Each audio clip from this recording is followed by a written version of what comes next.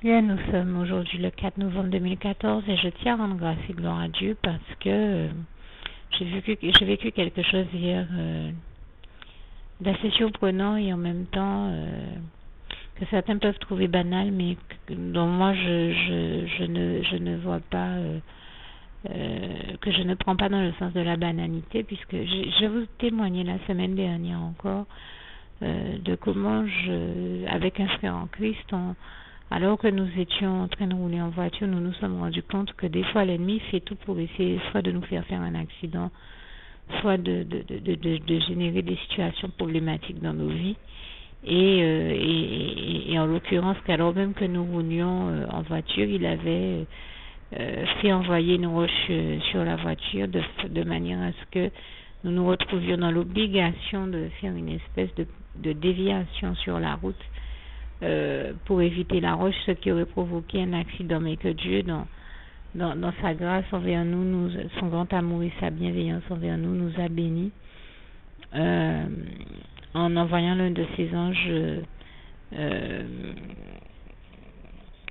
comment dire ça, intercepter la roche et la diriger dans un autre sens afin qu'elle ne devienne pas un projectile dangereux pour nous. Et je tiens à rendre grâce et gloire à Dieu, à Jésus, à son Saint-Esprit. Vraiment, toute la gloire lui revient, toute la gloire revient à Dieu qui a donné cet ordre à son ange afin de nous sauver la vie ce jour-là.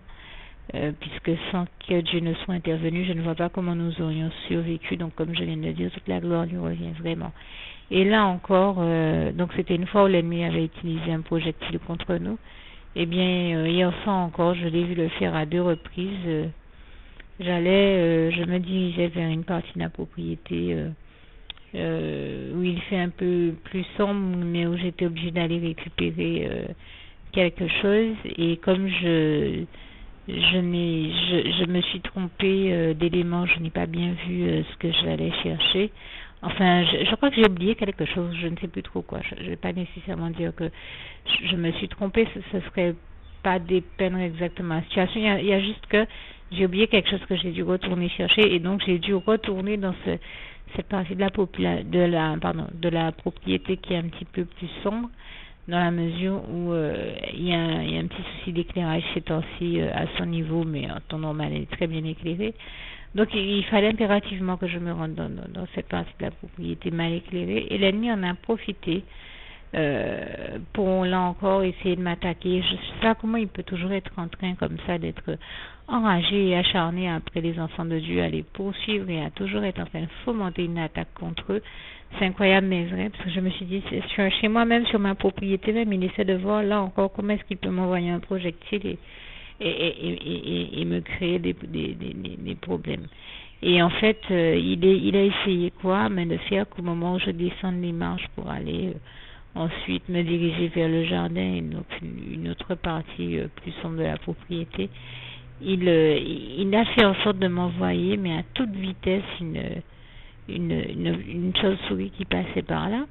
Alors, une chauve-souris qui passe une première fois, je veux bien que ce soit le fait du hasard, qu'elle se soit pas rendue compte qu'il y avait quelqu'un qui venait en face d'elle, donc elle est foncée.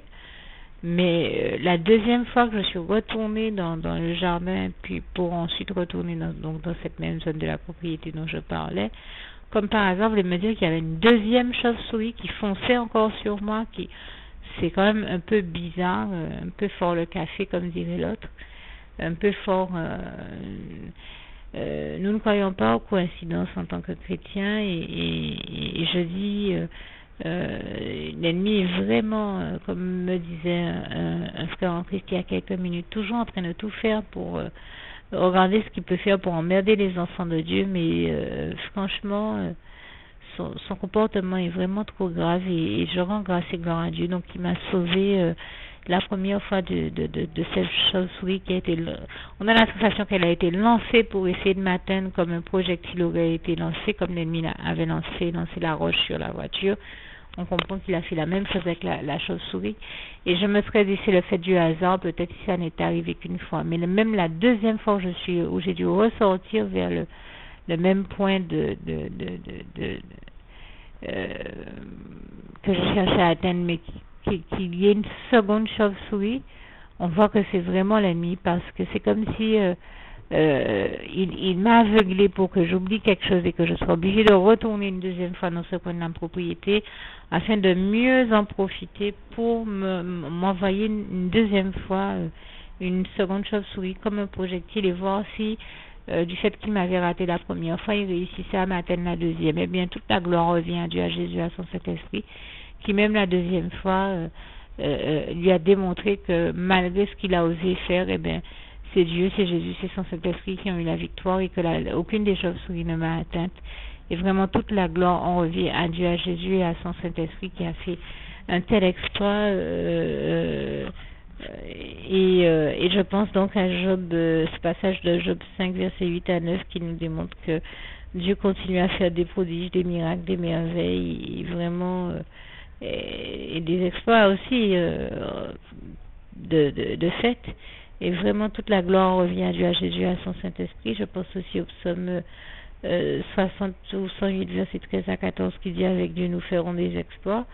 Et si c'est avec lui que nous faisons des exploits, bien entendu, il en fait très largement, très régulièrement, tout le temps, puisque c'est aussi lui qui nous apprend à en faire.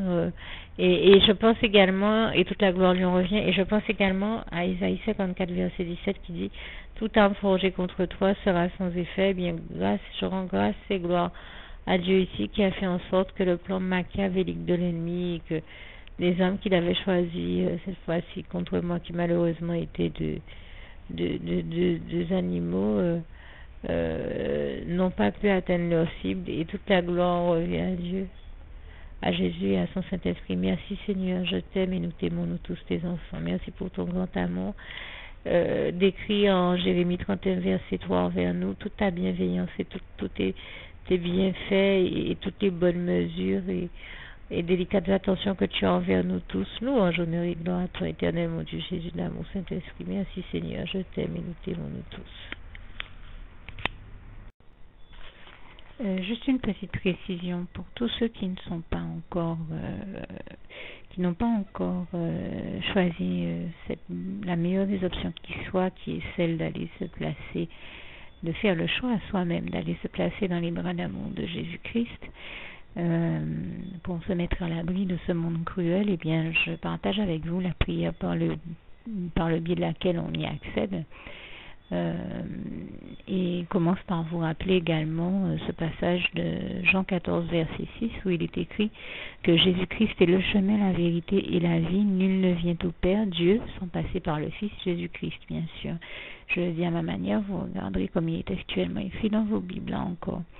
Et donc, n'hésitez pas à ouvrir vos cœurs à Dieu, à Jésus, à son Saint-Esprit, à être sincère avec lui et à lui adresser la prière qui suit, à lui dire tout simplement, éternel mon Dieu, Seigneur Jésus-Christ, moi, un tel, vous dites votre nom et votre prénom, je t'accepte aujourd'hui comme mon sauveur personnel, le seul maître et roi de ma vie.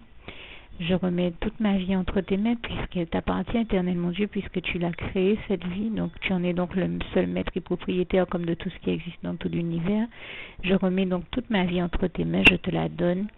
Merci, éternel mon Dieu, aussi de permettre que cette vie que tu m'as donnée continue à être à ta gloire et que je continue à te servir, à t'appartenir pour l'éternité, d'éternité en éternité. Merci aussi, Seigneur, de faire que je continue donc à te servir et à t'appartenir pour l'éternité, d'éternité en éternité. Et aussi, Seigneur, de m'accorder la grâce de ton pardon et de ta miséricorde pour tous les péchés que j'ai commis tout au long de ma vie, jusqu'à la date d'aujourd'hui incluse. Et c'est au nom puissant du Seigneur Jésus-Christ que j'ai fait cette prière.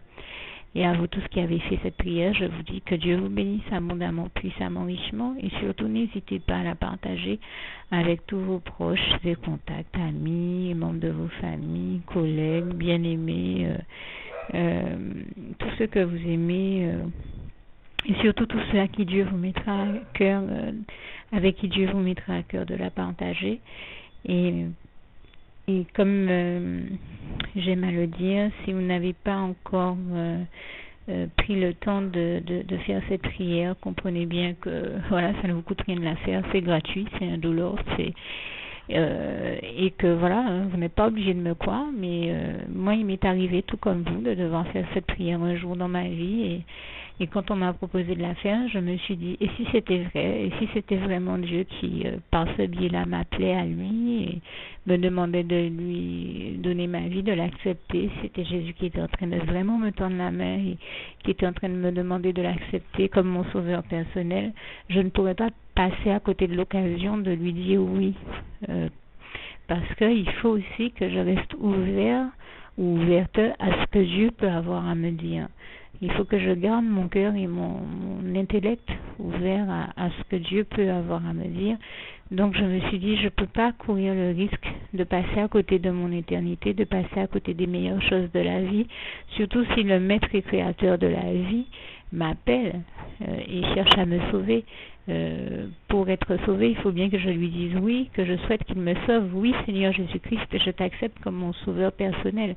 Et c'est le sens de cette prière. Et comme je dis, elle ne nous coûte rien à faire. Et puis surtout, moi je vous dis, du jour où je l'ai faite, j'ai vu Jésus changer ma vie en mieux sur tous les plans. Et donc je crois que ça ne vous coûte rien, ça ne vous coûte rien vous non plus de la faire et puis d'expérimenter, de regarder comment les choses vont se dérouler dans votre vie, de regarder Jésus changer votre vie en mieux, à vous aussi. Et d'en faire l'expérience. Et pour en faire l'expérience, il faut commencer par faire cette prière. Donc si vous ne l'avez pas encore dite, réembobinez tout simplement cette vidéo ou ce document si vous préférez, réécoutez-le et dites avec moi la prière que vous m'avez entendu mentionner. Et n'oubliez surtout jamais que tout est possible à celui qui croit en Dieu, en Jésus-Christ et en son Saint-Esprit, comme il est écrit en Marc 9, verset 23, et que tout est possible à Dieu, comme il est écrit en Marc 10, verset 27. Que Dieu vous bénisse donc et à bientôt.